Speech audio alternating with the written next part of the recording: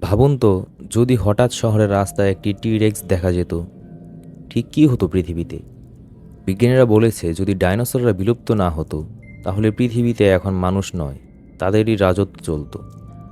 কারণ টি-রেক্সের কামড় প্রায় 12 টন পর্যন্ত চাপ তৈরি করতে পারে, যা স্টিল ভাঙতে পর্যাপ্ত সক্ষম। শহরগুলোতে চলতো বিশেষ ডাইনো-প্রুফ গাড়ি, আর বাড়িগুলো তৈরি হতো বিশাল লোহার শেল্টারের মাধ্যমে। কারণ একটি স্পাইনোসোরাসের আকার পুরো বাসের চেয়েও অনেক বড়। আর ঘাসের মাঠ সেগুলো থাকতো বিশাল ঘাস খেকো টাইটানোসরার এর দখলে, যাদের প্রতিটি পদক্ষেপে মাটিতে লঘু ভূমিকম্পের মতো কম্পন তৈরি হতো। মানুষ প্রকৃতির শীর্ষে থাকতো না, প্রেডাটর হিসেবে থাকতো ভেলোসিরাপ্টর, যারা দৌড়াতে পারে ঘন্টায় প্রায় 60 কিলোমিটার বেগে এবং দল বেঁধে আক্রমণ করতে পারত। আর এরা যদি পৃথিবীতে বেঁচে থাকতো, বিজ্ঞানীরা ডাইনোসরদের ট্র্যাকিং সিগন্যাল দিয়ে মনিটর করত, যেমন আজ আমরা বাঘ, হাতিকে করে থাকি। তাই যদি ডাইনোসররা আজকে পৃথিবীতে থাকতো, তাহলে আমরা মানুষ না, ডাইনোসররাই হতো পৃথিবীর আসল রাজা।